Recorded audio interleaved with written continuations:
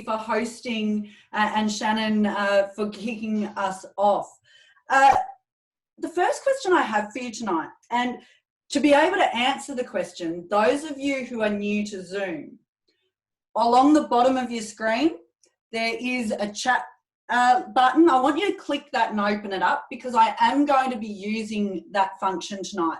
The really cool thing about running online training is that there can actually be more engagement than there is in face-to-face. And it's something a lot of people, you know, assumed this sort of training, you can't get involved, but you can, and the chat box allows for that.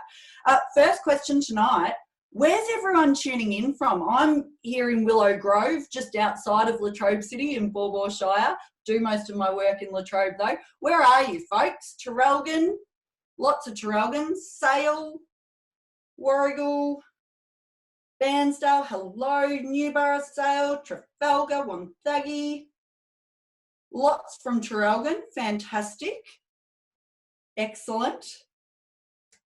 Dairy Farm in Driffield, welcome Sarah, awesome. So it's great to see so many of you here. I hope that you've joined with maybe a sneaky bevy. Don't feel that you need to hide it away. If you don't have a sneaky bevy, nice to see Jude, well done.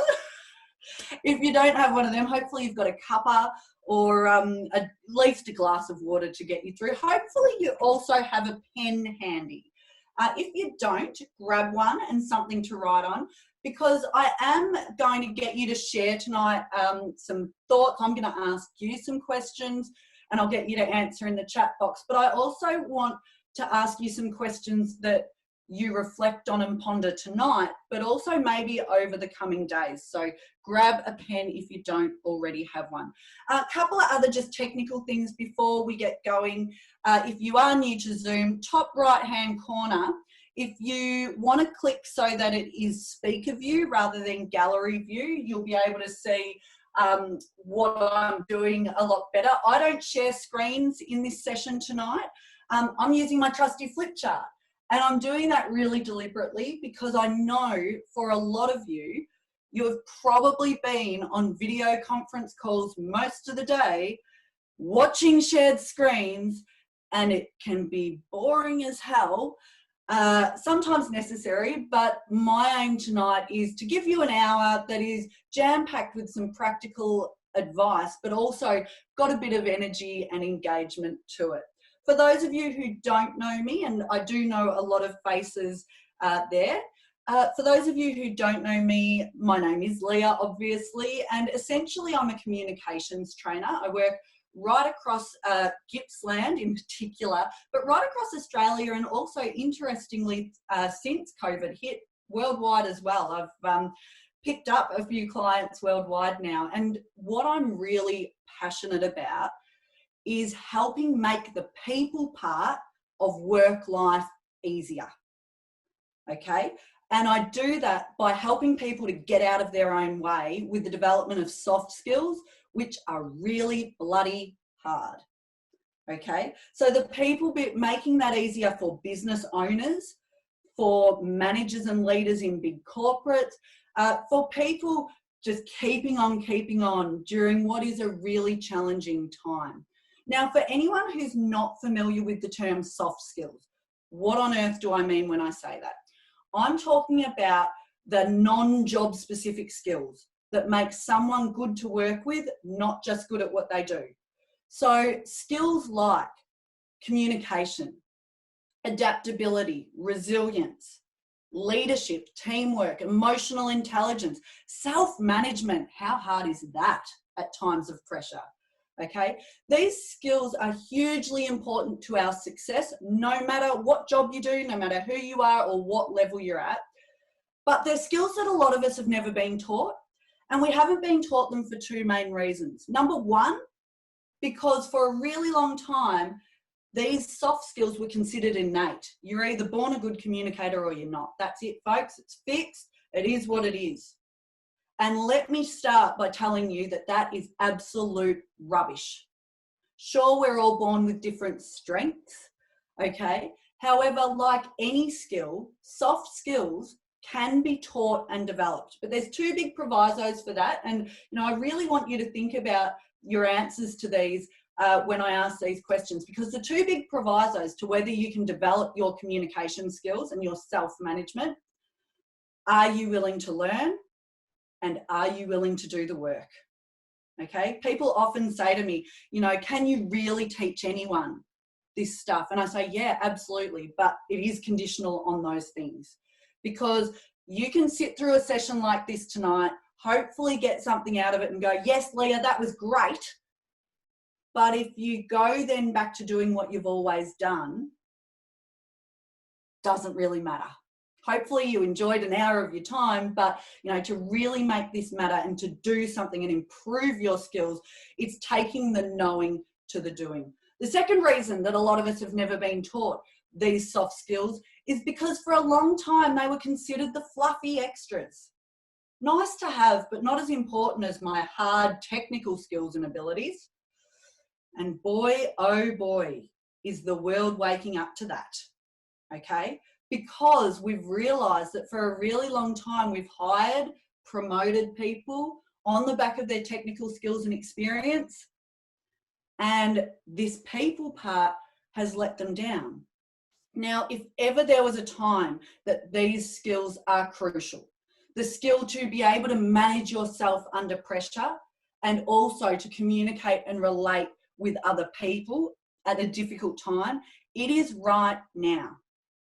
Okay, these soft skills are more important than ever before right now in this time of huge disruption. Okay, and you will all have different challenges when it comes to communication at the moment. Some of you are people leaders, I know that, and you are probably having some very difficult conversations at the moment. You've probably had them over the last couple of months, continuing to have them now. Some of you are business owners. You may be shut at the moment. You may have had to lay off staff or at least stand them down or reduce hours and had some really tricky conversations. Some of you might be working from home and struggling with that juggle. Some of you might be like me and working from home while also doing remote learning with primary school age kids, which is bloody hard, okay? We have an end in sight, but it's really tricky. And some of you might just be holding on, trying to get on better with your partner. This is a work focus tonight, but the stuff that we talk about is just as relevant to your personal lives as well as your work lives. So of the soft skills, I argue that communication is the king. And communication is the king because it underpins all human relationships. All connection comes down to communication and how well you can do that. So my aim tonight, regardless of which stage you're at, whether you're a leader, whether you're not a leader, whether you're a business owner or not, is to equip you with some skills and strategies to help be able to do the communication and the people bit better. And to do that, I'm going to introduce you to a model of communication that I call the 5 C's. Now, this model is the model which my book is based on, okay? It's the model that I use in all of my full-day training workshops and my coaching programs as well. And it's a model that I developed about years ago. And I'll talk you through it shortly, but I just want to give you a little bit of background. I've been a communication trainer for years. And when I first started teaching people skills about communication, I made the same mistake that most trainers make. I just taught the tips and tricks and the skills. And you might be thinking, well, that's the point, Leah, because it's communication. Here's what I discovered though. I taught people the tips and tricks and they'd love it, but they would leave the workshop and go back to doing what they'd always done. And I realized I was missing something. Why, when we know how to communicate, why don't we do it? What's the gap there? At about the same time, I was dealing with some of the biggest challenges that I've faced in my life. And it was 2014 when this happened. I had a newborn baby and 2 toddlers under the age of 3.5. Some people called me crazy. I called it efficient, type A personality right here. So I had a newborn baby, 2 toddlers. I was actually also caring for my husband. My husband had had a car accident a few years earlier and was living with chronic spinal pain. And probably not surprisingly, he was, in debilitating pain waiting for surgery through TAC. And his mental health went down the toilet, okay, in a really bad way. And he was battling very significant depression and anxiety. Now, my husband is a remarkable man in that he's open to me talking about this. I'm actually a volunteer speaker for Beyond Blue as well. And the thing that I realised during this time was that suddenly my communication skills weren't enough either. See, I was a journalist. I then worked in corporate communications for Gippsland Water. I know this stuff, but under extreme pressure, dealing with sleep deprivation and kids and my husband being sick, I wasn't doing what I knew I needed to do. So that got me thinking as well. And I went, what am I missing here? And I came up with the 5 C's. It's a sequential model of communication. So one step follows the other. And the first thing that most people notice about this model of communication is that communication's the last step. And people often say to me, but hang on, it's a communication model. How can communication be the last step? Very deliberately, actually. Because what I suggest to you is the reason most of us stuff up our communication sometimes is because we have a thought and then we start speaking. And we don't think about what it is we want to say. We just have that thought pop into our head. We start speaking, and usually what happens is we start speaking and in our head we're going, oh, shit, this isn't even what I wanted to say. But I'm in it, I've done it, I've said it, and now I'm walking away going, oh, how do I come back from that? Okay. So I suggest there's some steps in between. And if you're looking at this going, but hang on, if there's 4 steps before I open my mouth, am I ever going to open my mouth and communicate again? Yes, you are. The cool thing is you will learn to do these in seconds in your head.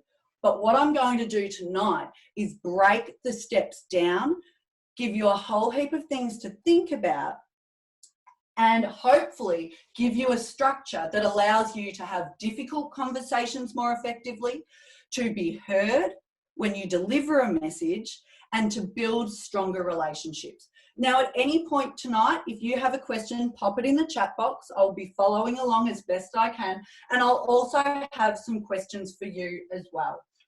So the first C, choice.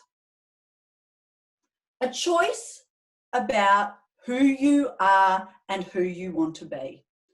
Forget other people, folks. If you want to genuinely improve your communication, guess what? It starts with you. And this is hard for some people to get their head around. It's actually particularly hard for some of the CEOs I work with to get their head around, because they'll bring me into their business or organisation and say, yeah, so we've got this problem person. Can you help me deal with them? And I'll say, yeah, absolutely. We'll get to that.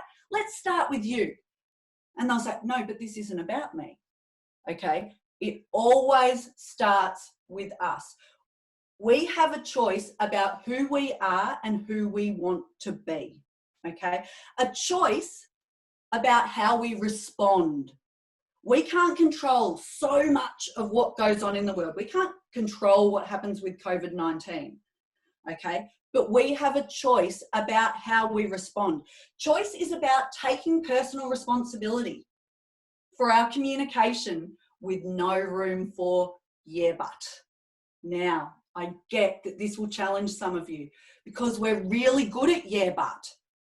Yeah, but hang on, Leah, my boss is a jerk. Yeah, but Leah, have you seen the people I work with? Horrible. Yeah, but I've got this situation, okay? Now, I'm not saying those things don't play a part or that everything's your fault. But at its core, we have to be prepared to take personal responsibility for who we are and who we want to be and how we respond. And to that, essentially what I'm asking you to do is make a choice about how you think, how you manage your mindset, what you say, how you communicate, but also what you do, how you behave. And leadership, and this doesn't matter if you're a leader in title or not, but leadership, whether leading self, is the intersection of all of these things and that they align, okay? So are you managing your mindset? Because if you're someone who always looks at the problems, who has a fixed mindset, who says, well, this is the way it's always been, I can't learn it, it is what it is, focused on all the problems, or a bit of a victim mindset, you know, poor me, why does bad stuff happen to me, life's not fair. It doesn't matter what communication tips and tricks I teach you, you won't be able to put them into practice, folks. Okay, so are you instead managing your mindset to look at the outcomes? Sure, there's problems, but you're going, this is where I want to get to. Are you looking at it and controlling your mind by saying, you know, I can't control what happens, but I can make a choice about how I respond. So there's a big mindset piece there. What you say. Are you making a choice about the sort of communicator you want to be? Okay, you know, who are you and who do you want to be? Now, one of the things that I've shared with Shannon that he'll be passing on to you tonight is a communication style quiz. And it's a quiz that's in my book as well, but he'll send you a free copy of this. There's 4 key communication styles I talk about: aggressive, passive-aggressive, passive and assertive, okay? And you really need to understand where you sit at the moment to be able to make some changes. You know, you can't change what you don't acknowledge. So you need to make sure that you're making a choice about who you are and who you want to be. Importantly, your behavior. Yes, this is a communication workshop, but guess what? Your behavior communicates louder than anything that ever comes out of your mouth. And this is a big trap for a lot of people, because they think as long as my words are right, people will listen to me. But it really is the whole of these 3 things, because I can guarantee you now, if you are saying the right stuff, but your behavior is telling a different story, people will believe your behavior every single time. Okay, and I'm sure all of you have got an example of this. You might have worked for a leader who's got the values on the wall. Respect is one of our top values, folks. We want everyone to behave respectfully. And then the leader's the most guilty of not respecting other people. Okay, so then not only does their communication become ineffective, every time they get up and bang on about respect, people tune out. Because they're like, this is a load of crap, because he's not walking his talk. So a lot of things to consider there. You know, what are your values as an individual? Do you know what your personal values are? Are you living them? Okay, there's a whole lot of choice that we have to make. And to be quite frank, and you know, this is to put it quite bluntly, if you're not prepared to take personal responsibility for your communication, you may as well jump off the call. You know, it really is as simple as that. Because what we can be guilty of is going into denial, blame, or justification. Oh no, Leah's talking about everyone else, I would never do that. Or we blame, well, I do communicate aggressively, but that's their fault. Or we justify, well, it's the culture of my organisation. Okay, no, it actually starts with you. The second C, okay, so let's just say we've all made a choice to go, you know what, I might not be communicating that well at the moment, but I want to do better. This is the sort of communicator I want to be. The second C is control. Now, I'm going to talk you through a couple of points about control. Some of you will be familiar with this very simple but really powerful model. It's Stephen Covey's Circles of Influence. Any of you who have read The 7 Habits of Highly Effective People, would you believe that book is 30 years old now? Still stacks up, still a cracking great book. And in that book, Stephen Covey talks about these circles of influence and the fact that where our attention goes, our energy flows. Okay, where our attention goes, our energy flows. When it comes to communication, so many of us waste so much time worrying about things that are totally out of our control. Okay, and it brings us unstuck. So what Stephen Covey said is anytime there's a challenge, a conversation to be had, or an issue going on in your life or workplace, we really need to see where it fits. Does it fit in our circle of control? Is it in our circle of influence? Or is it in our circle of concern? Now, in the chat box, folks, what sort of things are in our circle of control when it comes to communication? What goes in there? Pop some things in for me. Let me see what you got. Ourselves, yep. What I say, thanks, Sarah. Our words, thanks, Julie. How I respond, yep. The words we actually say. Reactions, when I say it, our state. If I respond or not, body language. Great point on body language. Body language and tone, huge part of communication. No, some studies say far greater than our words. Our mannerisms, yeah, great points. Essentially, what's in our circle of control? Us. We're in our circle of control. I can't control what any of you think of this webinar tonight. You might all bloody hate it. And guess what? I can't change your mind. I can't chase after you. I can't come to your homes where you're watching this and say, but what about that bitch? That was good. Please like me.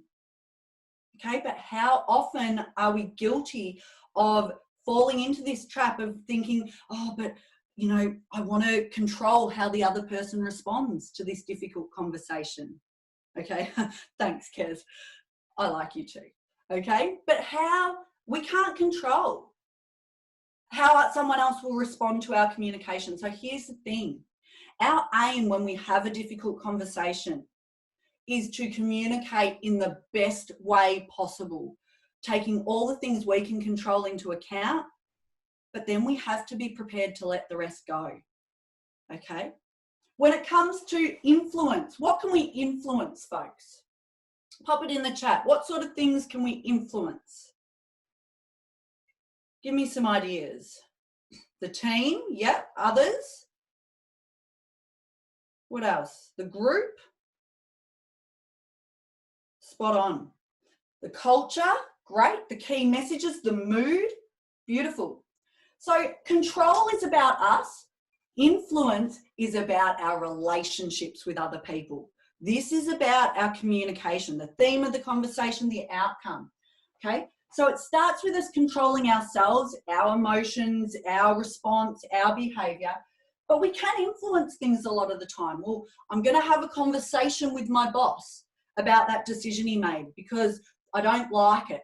So I'm going to have a think about how I try to have that conversation and I'll try to influence them. But then it's understanding that once I've done that influence step, I can't do any more. I can't make my boss agree with me. I can't make them like that, my point of view, but I can try to influence it. Now, the outer circle is where too many of us waste too much time, and that is our circle of concern. So if something's in our circle of concern and we can't influence it or control it, that's the stuff we have to let go, folks. So anytime there is a challenge or, you know, something going on in your life or your work, I want you to really think, where does it sit? You know, am I controlling my controllables? Am I thinking about how I can influence it? And then if it's out here in my circle of concern, I'll let it go. Now, I work with a lot of teams in really tricky cultures where there's maybe some toxic stuff going on or a lot of dispute. And what I find is they spend most of their time out here, bitching and whinging and complaining about things that are in their circle of concern that they can't influence or control. And all it does is make them feel like rubbish. Okay? So again, if it's out here, we let it go. How do we manage this though? How do we get more in control? This is where our emotional intelligence is key. Now, for any of you who aren't familiar with the term emotional intelligence, essentially what it is your ability to be aware of and manage your own emotions, but also to understand and have an awareness of the emotions of other people and to take both into consideration when you communicate, okay? Now, Daniel Goleman is the foremost expert worldwide on emotional intelligence. He's got a model that has 5 pillars to emotional intelligence. I've just picked 3 of the key ones out tonight because we have just got a short time frame. Now, let me stress a point here. Emotional intelligence and regulating your emotions does not mean emotion suppression, okay? I work with a lot of old school leaders who are that command and control style, who think that emotional regulation means I'm going to be the Tin Man. Big mistake, okay? Because when we bottle up our emotions, folks, what usually happens? Anyone? Yeah, exactly. We explode. So again, emotional intelligence is being able to communicate and express our emotions in an appropriate way without bottling them up. And again, this is essential to your communication. This self-management stuff is essential for you to even think about having a difficult conversation or communicating under pressure. It really does start with you. Starts with some self-awareness, some questions to write down, to reflect on over the coming days. What's it like to be around me? Ooh, that one's a bit uncomfortable to answer, isn't it? What's it like to be around me at the moment? Because we get so caught up in our own head and, oh yeah, but I'm stressed out and I need stuff done and this is all happening. But when we reflect on what's it like to be around me, ouch. I did this the other week and I've got to say I didn't like the answer because I am juggling a full-time business from home with 3 primary school age kids. And let's just say my communication was not at its best. I was yelling, I was stressed, I was doing all the things I teach other people not to do, okay? Because I'm human and I stuff it up too sometimes. But when I did that reflection and I said, who am I and who do I want to be and what's it like to be around me at the moment? I went, oh, hang on, you've got to make some changes here. Okay, you can't change what you don't acknowledge. What's the Leah experience like for other people? Okay, those of you who are business owners, okay, if you want the best people working for you, if you want to get the best out of your staff, you know, just telling them to up their game, you will never get the best people that way. You have to do that self-reflection. Once you've done that, self-regulation becomes really important.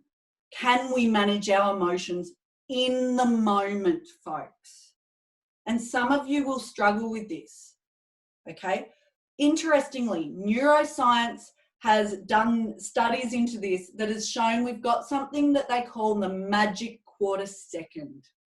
That even under the most extreme pressure, even in the hardest situations, we actually have the power to choose our response. But we forget that. And we give that power away all the time. We say things like, they made me so mad. Oh, they just made me blow my stack. I couldn't control it. With practice, we can manage our responses. And what I'd love to ask you now, and I'd love you to share in the chat box because, you know, it's so important that we learn from each other here tonight. What are your top tips for self-managing in the moment when you are under pressure, when you're in a difficult conversation? What do you do? What are your tips and tricks, folks? Big breaths. Breathe first. Oh, look at that. Boom, breathing. Slow it down. Good one. Say okay. That's cheeky, Karen. Breathe. Pause and breathe. Yep. Pause. Listen. Fantastic. A breath or moving jewelry like my ring around. Excellent. And I'm going to come back to that one, Annalise, because that is linked to a key tip that I often give people. Pause before breathing, stick to the script where appropriate, clench my jaw, you know, all these things. The key thing is there's no one size fits all. You know, anyone who tells you this is how you manage yourself, don't listen to them, okay? There isn't a one size fits all. It's about taking different things, trying them and seeing what works for you. However, here's the key, folks. You all need to have specific practical things that are in your toolkit that you go to manage yourself under pressure. Because sometimes I have people say to me after training, oh yeah, so I know I need to manage my emotions more. And I'll say to them, great, what are you going to do about that? How are you going to do it? There's no good just knowing it. What are you going to do? Some of my favorites are in there. Never underestimate the power of a big, deep breath. Okay? A big, deep breath. Now, the cool thing with Zoom at the moment, and I've had a few people say this to me, they said the great thing is when you're in a meeting and you're getting really pissed off, at the moment, because you're on mute, you can do the big, deep breath and no one knows. Okay? You can be doing this self-management, no one knows. Another tip to help remember to breathe, because again, just saying, I need to remember to breathe, you probably won't. There's a pressure point between your thumb and your first finger. It's a great one to just grab when you're talking as that reminder to take a deep breath here. Might be the end of your little finger. A physical trigger to ground it in is really powerful because you need to teach yourself a habit. Putting a pause between your reaction and your response. Another hugely beneficial tip. Okay, if someone bails you up in the corridor at work or rings you and springs something on you and says, what do you think? Our natural reaction is to think, oh, I've got to tell them right now. And we're not going to necessarily respond at our best. So you might say something like this. You know what? You've caught me a bit off guard at the moment and I really want to give that some consideration. Can you leave that with me? And I'll come back to you in 10 minutes, half an hour, whatever's appropriate. I'll come back in 10 minutes and let you know my thoughts because I really want to give that the consideration it deserves. Then go away. Lock yourself in the bathroom if you have to, folks. Scream, cry, punch the air. Do what you need to do. And then get a piece of paper and dot point your response. Okay, get out of your head onto paper. What is it I actually want to say? And when you do this, here's what you'll often find. The first 4 or 5 dot points that you blurt out are your emotional response. And the conversation actually starts at dot point 5. Okay, I can't tell you how many times I've used this strategy with my husband. Okay, where I've gone, okay, let me dot point this stuff. What, those first 4 dot points are a conversation with my sisters. And my conversation with my husband starts at dot point 5. So put a pause between your reaction and your response. There's some other great tips there as well, having a script. And we'll talk about that in our next C in just a sec. Again, the key is to have something. The third one I want to just touch on briefly tonight. You can come in, I'm on mute. Oops, someone just, yep. Shannon, are you right to go? Yep, beautiful. Awesome. Empathy is the other one that we will talk about tonight. Empathy is putting yourself in the shoes of other people, folks. So it's great that you're working on managing yourself, but so often in communication, we get caught up in our own head. We don't put ourselves in the shoes of other people, okay? Empathy allows you to say things like, I can see that you're upset. I get that this is a really challenging time for you. Okay, it also allows you to help stay in control because what you're doing is going, what's it like for them? Oh, actually, maybe they're not just trying to be a jerk. Maybe they're under pressure too. Now, if you struggle with empathy, okay, and here's the thing, it doesn't make you a bad person if you struggle with empathy. When we're under pressure ourselves, it can be hard to be empathetic to other people because we're so inward focused. Great little reflection to increase your empathy is a little reflection called Just Like Me. That person is coming to work to try to do a good job just like me. They might not be doing a good job, but their intention is probably to come to work to support their family just like me. They have an opinion on what's right, just like me. Here's the thing, folks. We all think we're right a lot of the time. I'm right. And they are coming from exactly the same perspective. No, I'm right. We just butt heads, okay? if we start empathizing and instead of assuming, get curious. Where are they coming from? What's going on for them? It will help you stay in control. So those first two C's are very inward focused. So let's look at the outward focused ones. And probably what we're going to spend the most time on, and I am conscious of our time, is consideration. I deliberately spend that time on the first two C's though, because I think a lot of people want to just skip to tell me how to do the communication. But like I've said a few times now, and I will say it again, if you don't start with you, if you don't lead yourself first, doesn't matter what else I tell you tonight. But let's say you're doing that. Now you need to think about how to best have the conversation. Now, one mistake I see a lot of is people just thinking, I communicate with everyone the same. You know, that's just what I do. I communicate with everyone the same, and like it or lump it, folks, this is my style. This is how I roll. Now, it's not about pandering to other people, but the best communicators adapt and adjust. And they do that because they want to get the best out of other people. They want to get the best result. They want a chance of being heard. And they recognize that different strokes work for different folks. Okay? So 2 questions to ask yourself if you need to have a conversation. Number 1, what outcome do I want? Not what do I want to say, what outcome do I want from this conversation? And then the follow-up question, how do I tailor my communication to give me the best chance of achieving that outcome? So you're now thinking about things like, what's the communication style of the person I'm dealing with? What do they want to know? What are they likely to hear? What are their motivations and drivers? How can I frame this message so that they're on board? Let me give you a quick example of that.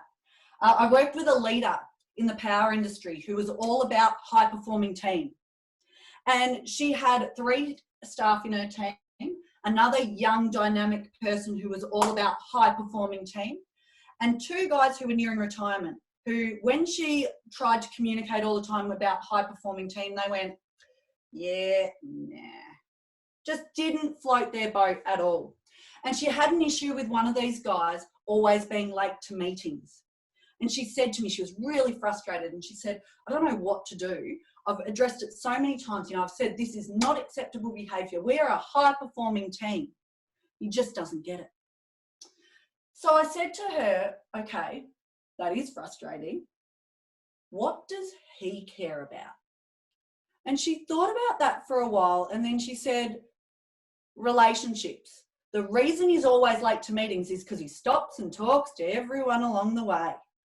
I said, right, have the conversation from that perspective. Have the conversation about the damage he's doing to his relationships with the people in the room every time he's late to meetings. So she had that conversation with him, and she said, look, I know it's probably not your intention, but when you're late to meetings, unfortunately, the message that's sending the other people in the room who have to wait for you every time is that you don't respect their time, and it's damaging your relationships with the people in the room. Now, he was mortified. He said, what? No, that's not what I'm doing at all. I'm just running a bit late. I get caught up. And she said, I get that. But it's telling these people that you don't value their time or respect them. Now he got it. She was speaking his language. He put his watch forward 10 minutes. And because he understood it was about respect, he said, right, if I am running late, I need to let people know. I need to communicate that. Okay, it's a really simple example, but are you putting yourself in the shoes of other people? Interestingly, this will also help you stay in control. That example I gave where I was yelling at my kids, when I said, what outcome do I want? And ironically, I was yelling at them to stop yelling. Yes, I have gone there too. And I went, what outcome do I want? I want the kids to stop yelling. Okay, person who's written a book on communication, how can you tailor your communication to give yourself the best chance of that happening? Because you know it's not yelling at them, okay? So again, sometimes we have to ask these questions. We also want to be thinking about the who, what, when, where, why, and how of our message. Who is the audience? Those of you who are in business, this is crucial. If you are out there marketing or advertising, instead of just, this is what I want to tell you about my business, no, what do they want to know? What's your key message? And can you sum it up really succinctly? Okay, it was Einstein who said anyone can make something complicated. There's no skill in that. The skill is in taking the complex and making it simple. So what's your key message? And if you don't know what that is, you're not ready to have the conversation yet.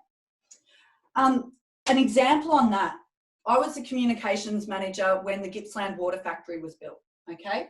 And, you know, had a lot of benefits for the community, that project, but it did not go down well initially because we were increasing water bills, okay? And when I jumped on that project, the engineers had written the key messages. So the messages were all things that excited the engineers. World first technology, first treatment plant in Australia to reuse, you know, treat to class A and reuse by industry. All this stuff that got engineers super excited. And that was the messaging they were going out to the community with.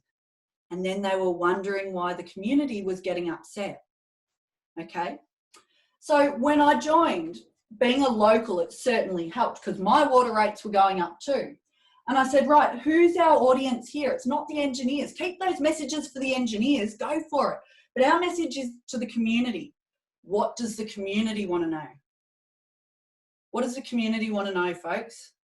Any ideas? They want to know what's in it for them. Where's my benefit? So we threw out those key messages and came up with new ones. In Gippsland, we had the last open drain sewer in Australia. More than 40 k's of open drain sewer from just out of Rosedale down to Locksport. That's why it used to stink on that drive down to Golden Beach, right? The water factory was about taking all raw sewage out of that open drain sewer because Gippsland does not deserve a third world asset. Now that message spoke to the community. They still didn't like that their water rates were going up, but they went, hell, we do not want that. Yes, something needs to be done. So a shift in messaging, very different result. When are you going to have the conversation? Where? Big one is why. If you are not already putting the why in your communication, you need to start. Okay? I had double knee surgery a few years ago. I was super fit at the time, umpiring netball, doing all sorts of things. And I woke up from that surgery and I've got chronic arthritis. And the surgeon said to me, Leah, no more exercise for you, no more high impact exercise. And he didn't give me a why. And in my head in that moment, I went, watch me. And I made all my own assumptions about the why. And then I said to him, you're going to have to tell me or I'm probably going to do it. And he said, well, the reason, Leah, is it's bone on bone in there. And if you keep doing high impact exercise, you're going to need knee replacements before you're 40. And you can get 2 in your lifetime and they last for about 10 years each. So if you keep doing high impact exercise, you're stuffed. And I went from watch me to, oh, that's actually really good information, just like that. So for all of you, are you giving people the why behind your decisions or the why for having a conversation? Now, some leaders will say to me, I shouldn't have to give people the why. I pay them to do a good job. I should just be able to tell them. And my response to that is this. Do you want the best out of your people or not? Because if you don't give them the why, they will probably do what you ask, but they will do it to baseline expectations. They will tick the box because they add their own assumptions to how valuable it is. Okay, if you give people the why and it's a good why, they might not agree with it, but if they understand it, they are more likely to put in the effort that you are after. Now, if you don't get the why, you can ask for it too. But don't say to your boss, why? Why that decision? Because that's not going to go down well. But do ask questions like, you know, to help me understand where you're coming from, or to help me understand the reasons behind that decision. You know, can you talk me through that? Ask for it and get used to giving it. Yeah, think about what you're going to say in response and consider it how it may be taken. Great point. The who also relates to who's in the conversation, folks. On that, I had a leader recently, and, you know, I say leader, this guy was, but I want you to think about this, whether you're a leader or not. He said to me, Leah, I've got a problem person in my team, and I know it's them because we get data on who's performing. That was a machinery operator. And he said, I know it's this guy. So can I just talk through my approach with you? And he said, I want to address them all at the next pre-start and just tell the whole group that their performance isn't up to scratch at the moment. What's the problem with that, folks? Pop it in the chat box. My issue's with one person, and I'm going to address the whole team about why we need to improve our performance. What's the problem with that? Everyone will get pissed off. Yep, bad for morale. Addressing everyone instead of the person. It's not true. Yep. Treating everyone the same. Yeah. Again, folks, how often do we see this happen? Where someone avoids a one-on-one difficult conversation, and what they don't realise is that they've done even more damage by addressing the whole group. So your good performers sit there going, what more do you want from me? I'm giving you everything that I can. Or they sit there going, we know it's Jack, and we've now lost respect for you as a leader because you haven't addressed that with him. And even more to the point, Jack is probably the one sitting there going, geez, someone's not performing. I wonder who that is. They're not even thinking, oh, it could be me. They're not the self-aware person. Now, one of the other tools that I've given to Shannon to pass on to you folks is a difficult conversation script, a bit of a structure to help you no matter what sort of tough conversation it is. And he'll send that out, and I really encourage you to have a look at that and use it. It includes advice like stay hard on the issue, soft on the person. Okay, hard on the issue, soft on the person. You always want to be thinking, how can I deliver this message in a clear, concise way, but that is empathetic, that is compassionate? How can I get the best out of people? I want to give you a scenario now. Let's say that you are now managing a team who's working from home, folks. You've got some staff who are working from home and they're stressed out. They're, you know, maybe they're juggling some balls, and you need them to keep working. So let's do this consideration piece. The outcome we want is them to keep performing even though they're working from home. What's my approach going to be? How am I going to get the best out of them? What are some of the things I'm going to do if I'm leading someone from home at the moment in a stressful environment because there's a pandemic going on? What are some of the things I'm going to consider? Be honest, yeah. And Sarah, great point. It does take more courage to address the individual, but one thing that can help you with that is understanding that if you don't address the individual, if you don't address the elephant in the room, folks, the elephant doesn't disappear. It just grows. If we avoid conflict and confrontation, it just grows and grows. How can I support you? Yeah, maintain communication, be adaptable and supportive, lead from the front, help set expectations, be understandable, yeah, listen and open communication, ask what they need, beautiful, clear messages. How are things going at home? Ask the question, great points. I'm glad that we've got people who would lead that way on this call, because I've got to say, over the last 2 months, I've seen the gamut.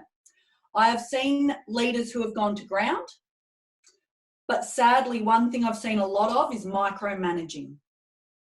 People who have panicked because their team's suddenly remote.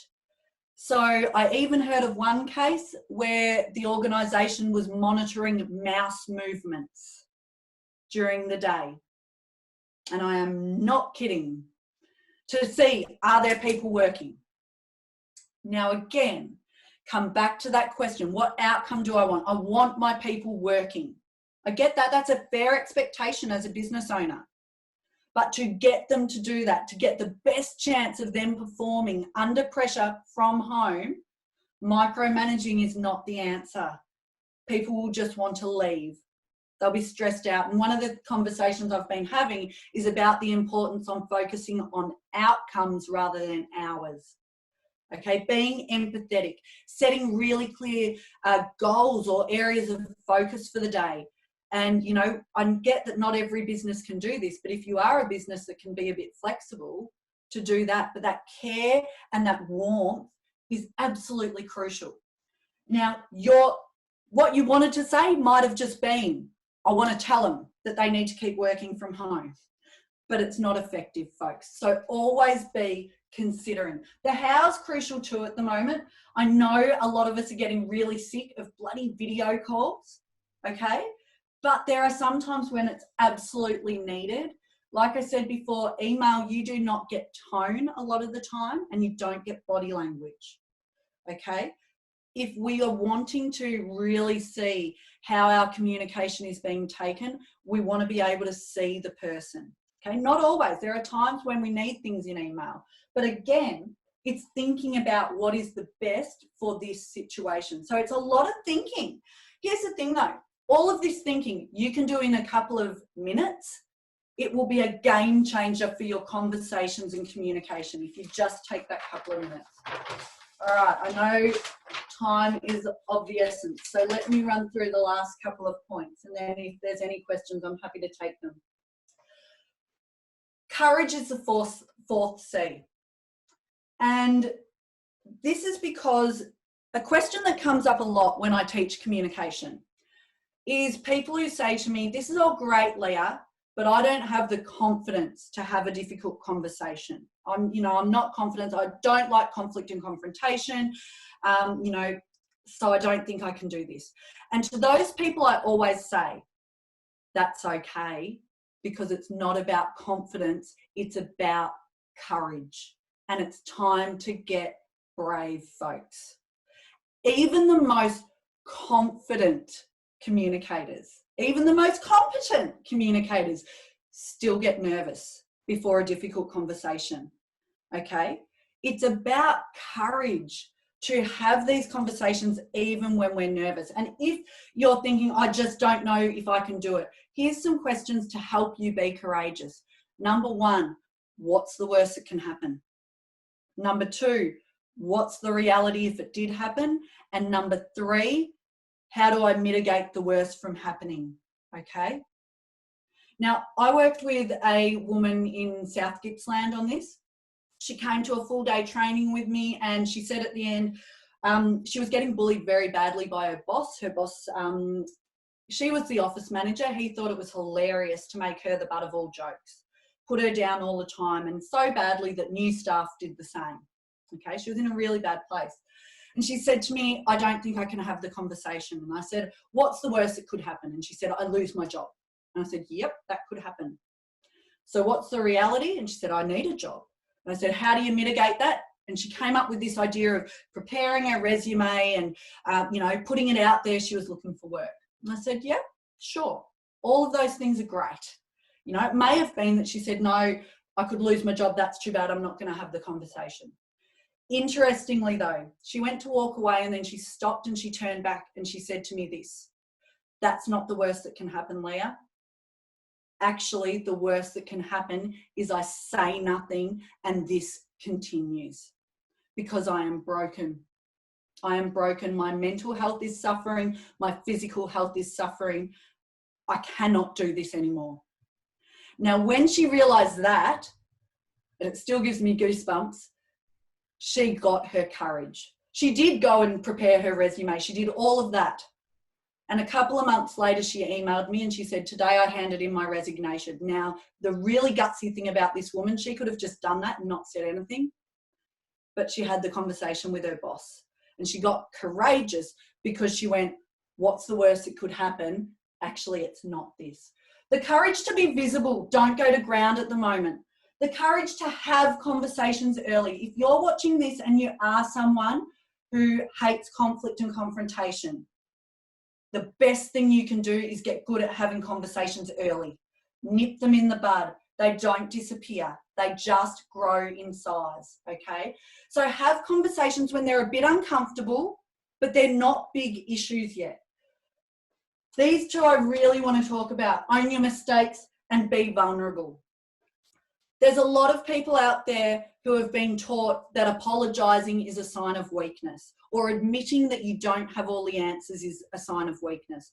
In fact, the very opposite is true. It is a sign of strength. If you want to improve your communication, get good at owning your mistakes.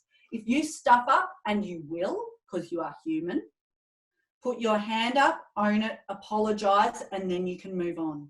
If you expect your staff to be able to apologize, you need to model that behavior, okay? Replace blame with curiosity. Curiosity is such a great skill to cultivate, okay? If someone says to me, Leah, you're a jerk, ooh, our immediate response is to want to get defensive, okay? If I instead get curious and say, tell me more about that, no, that's really different to how I see things. Can you tell me why you think it is that I'm a jerk? Okay, it changes the dynamic of the conversation. But it takes real courage. But remember, it's about courage, not confidence. The last C, and the cool thing is we're right on time, and I can go a little bit longer to take questions, but this one really just sums up everything perfectly. Tonight's about communication. And the last C is communication. And it is where I will end this webinar. Because here's the thing.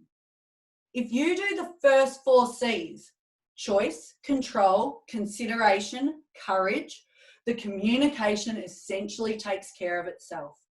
You know what to do.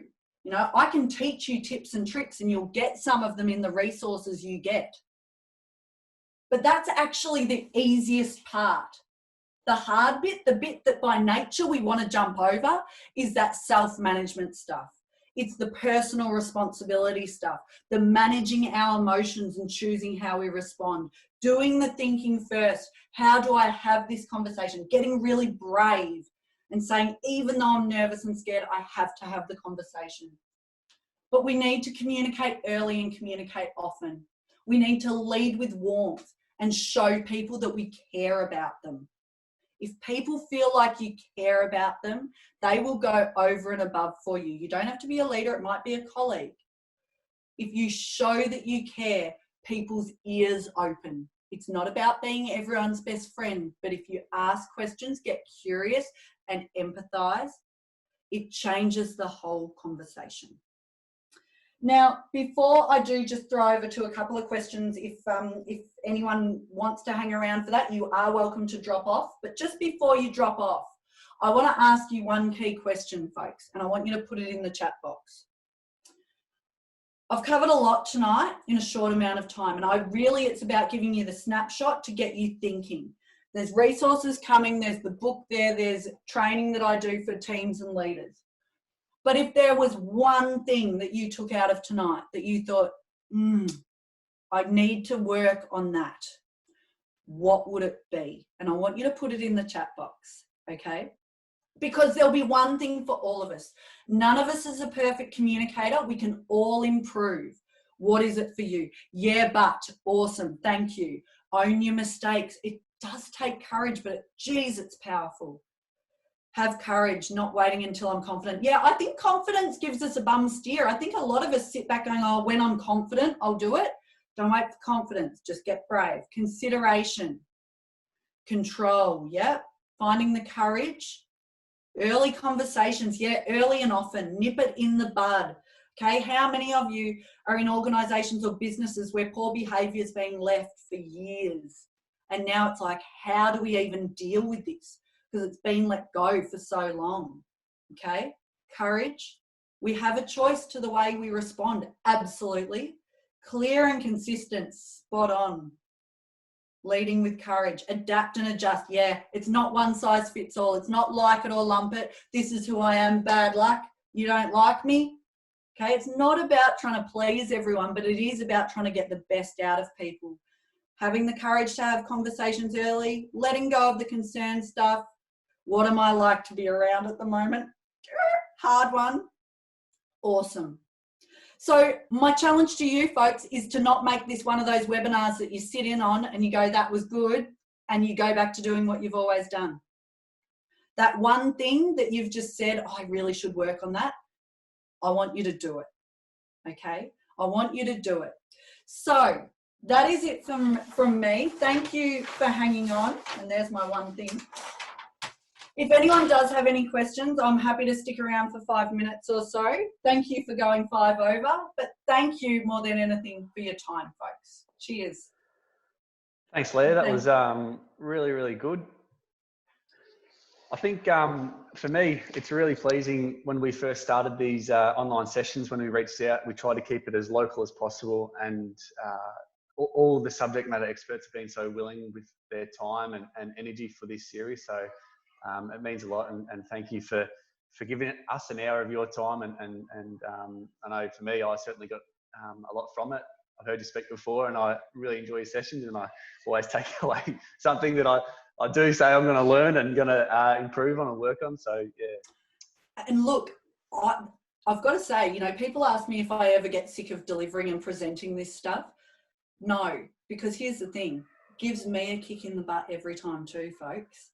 Because like I said, I'm human. So it's taking the learnings and going, oh yeah, that stuff, are you doing it? Okay. If anyone does have a question, Shannon, are you happy just for me to take 5 minutes? Or? Yeah. Just before we do that, and if anyone does want to jump off, I just want to thank everyone for their time. We're going to stick around for questions if anyone has some, so please stay on. We do have these workshops weekly. Next week, we've got Jim Radford talking all things how to get found on Google. It's not a session for web developers. It's a session for businesses and professionals working in marketing or comms. It's how you can improve your web presence to be found on Google in Gippsland. So really excited for that. He's got some great handouts as part of the session. So if you are interested, I'd love to have you on board. We're going to do a lunchtime session, so it's going to be 12 to 1. Again, it will be in the link that I send you after the recording is made available for everyone. So thanks for everyone for jumping on board, and we'll open up to questions if you want to facilitate that, Leah. Yeah, absolutely. And thank you for your beautiful comments in the chat box. I really appreciate it. Thank you for getting involved and typing away while you did so. If anyone has a question, feel free to just pop up your hand and then we can take you off mute and do that. Hi, Dan. I can see you now. I couldn't see you before. You've just popped up. Any questions? It's fine if there's not, but I'm happy to take a couple if there are. No? Beautiful. All right, folks. Thank you. Thank you for your time, and I hope you enjoy the resources as well. Cheers. All right. Thanks, guys. See you, everyone.